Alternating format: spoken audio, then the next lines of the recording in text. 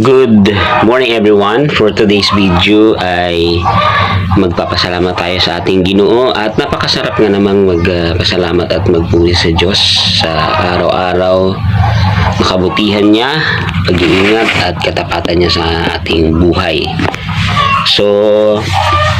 Sa umagang ito ay napakahalaga na unahin natin ang ating Diyos sa ating buhay para mas ma-appreciate natin yung adlaw na ito, kung paano siya kikilos, kung paano siya gagawa sa ating buhay. Good morning everyone, saan man kayo naroroon, nasa bahay man, nasa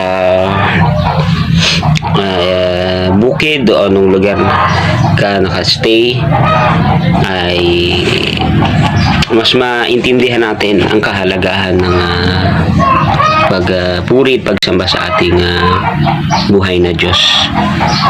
At di natin nakikita kung ano nga ba yung priority natin everyday sa ating buhay. Kaya sa umagang ito, Happy Lord's Day sa tanan. Ang araw na ito ay pagpupuri at pagsamba natin sa ating Panginoon. Tara, worship tayo. Tara, magpuri tayo sa Panginoon. Tara, magsamba tayo, mag-fellowship tayo, encouraging one another, helping one another, comforting one another, and also siyempre kailangan when you go to church and be the church, dapat makita naman na nakasmile tayo, na nagpapakita ng